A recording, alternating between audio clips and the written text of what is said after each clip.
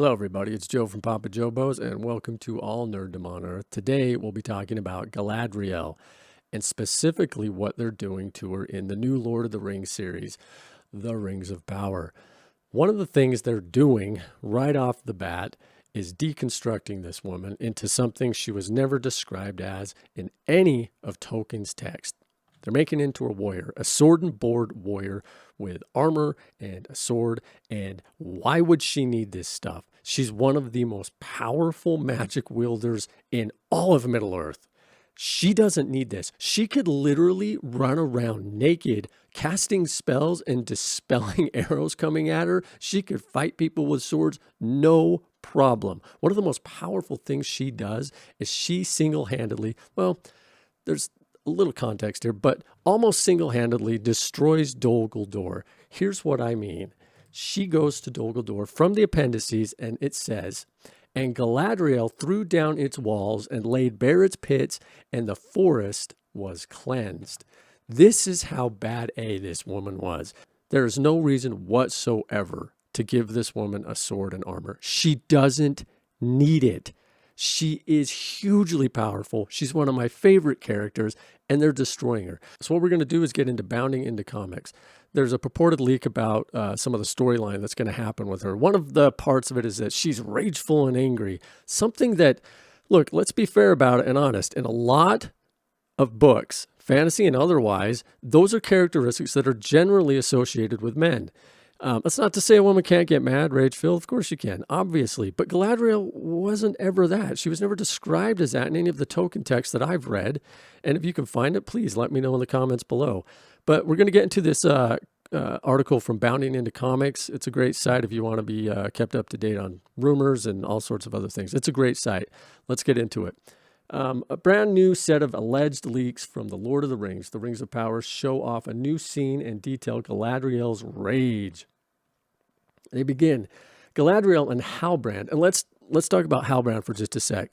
There's a real character in the Lord of the Rings books called Halbrand, and he is not Halbrand. Very creative. That's some creative writing. You're not stealing anything there, creators of the new Rings of Power. Let's keep going.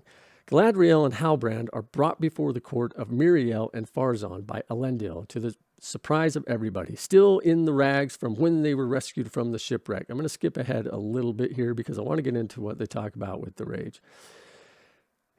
In the next tweet, they detail tense introduction follows verbal standoffs between Galadriel, Miriel, and Pharazôn, where Galadriel proclaims her lineage. It's Halbrand who tries to act as the conciliatory one and keeps Galadriel's rage in check. Again, what rage? Let's talk about why they're doing it.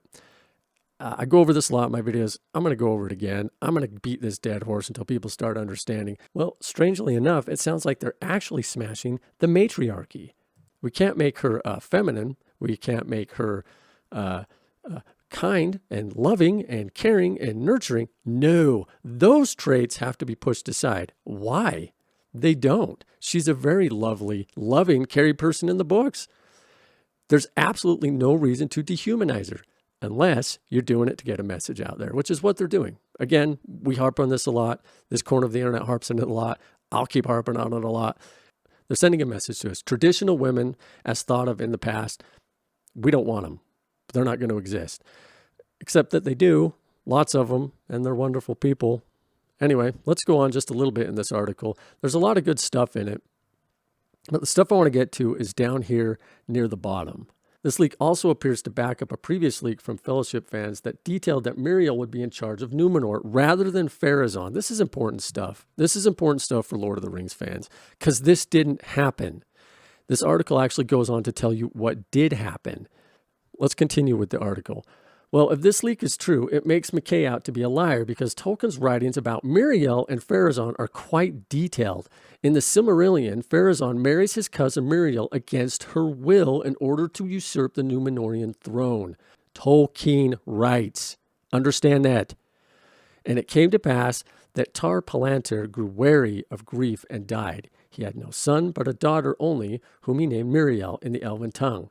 And to her now, by right and the laws of the Númenóreans, came the scepter. But Pharazôn took her to wife against her will, doing evil in this, and evil also in that the laws of Numenor did not permit the marriage, even in the royal house, of those more nearly akin than cousins in the second degrees, he continued.